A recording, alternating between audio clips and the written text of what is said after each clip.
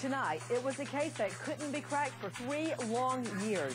Aruban police claimed they couldn't make a case against Judge's son, Jorn Vandersloot, but tonight, a reporter does what the entire Aruban government couldn't or wouldn't do. Crack the case of 18-year-old Alabama girl Natalie Holloway, missing from a high school senior trip to Aruba 2005. Well, months of high-tech secret surveillance solves the mystery of what happened the night Holloway disappeared. After a stunning video confession caught on tape, was Holloway thrown into choppy ocean waters late that night, still alive? Vandersloot's defense?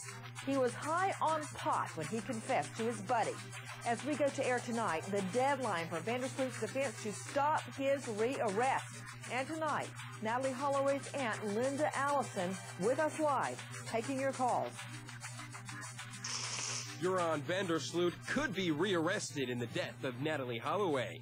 The decision now in the hands of an appeals court. Vandersloot's defense had until today to file reasons not to arrest him. Prosecutors want the arrest after the videotaped confession of Vandersloot surfaced. They say it should be admissible in court. Vandersloot still maintains his confession was a lie because he was high on drugs.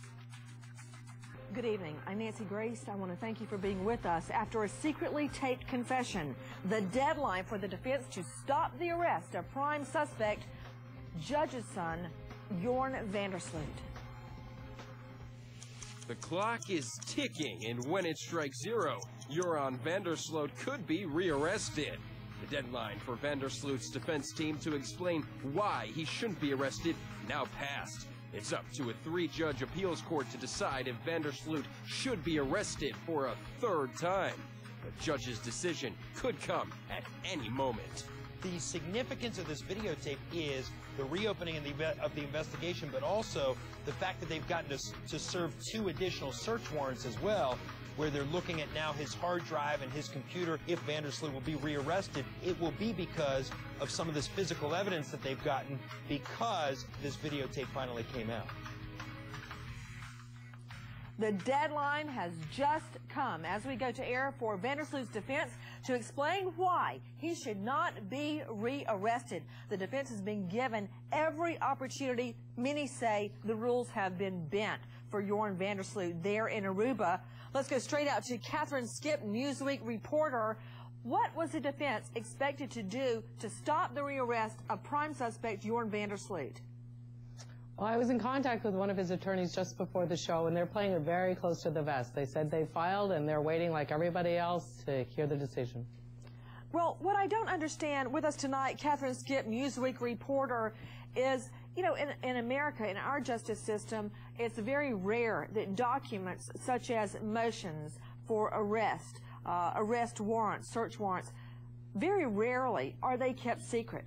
We believe in the sunshine being in the courtroom, open courtrooms. Why are these documents so close to the vest? Why can't we see what the sides are arguing? Just both sides are saying the same thing, is that it's under investigation and it will all be revealed in time. It's not our justice system. To Jossie Mansour, managing director of Diario magazine there on the island of Aruba, it's going to happen in time? Well, it's been about 3 years. How much more time do we need, Jossie? I don't know. I think this thing should have been solved a long time ago, especially with this tape that surfaced. With this tape, anywhere else in the world, he would be in prison by now. Out to the lines, Shonda in Kentucky. Hi, Shonda. How you doing? I'm good, dear. What's your question? I was just wondering if they checked the pay phone. He said he called a friend from a pay phone.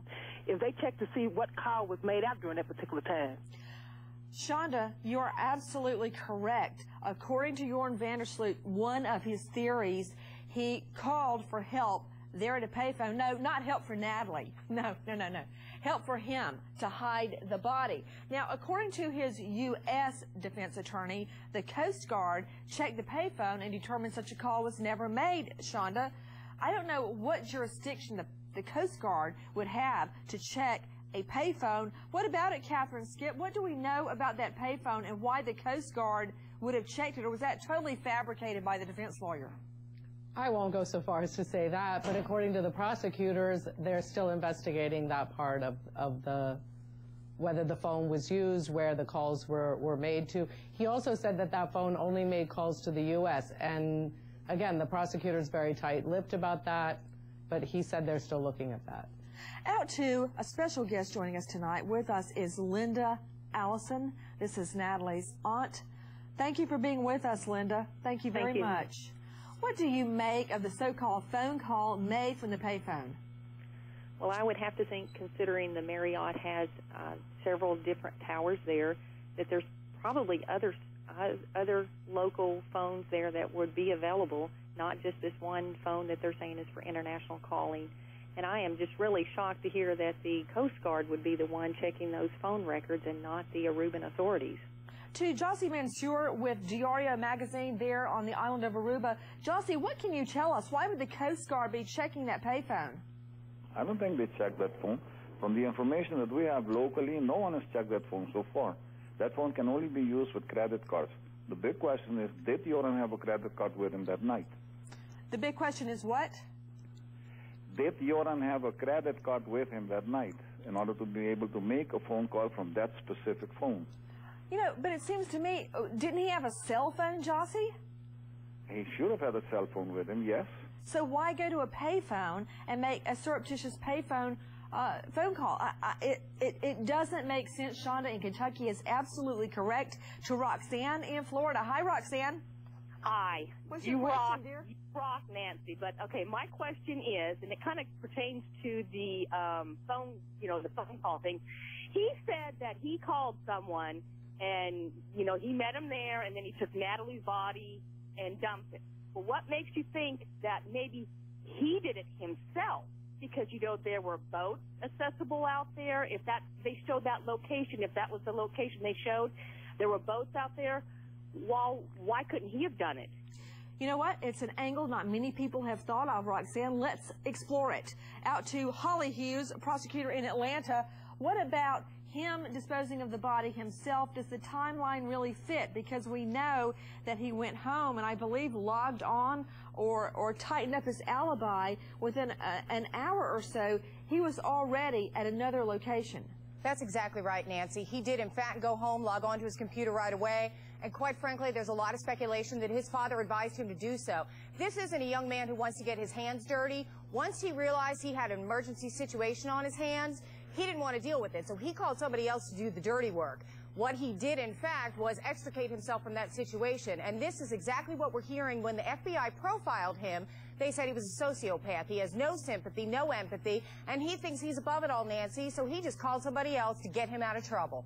To Jossie Mansour, the managing director of Diario Magazine. He's joining us there from Aruba.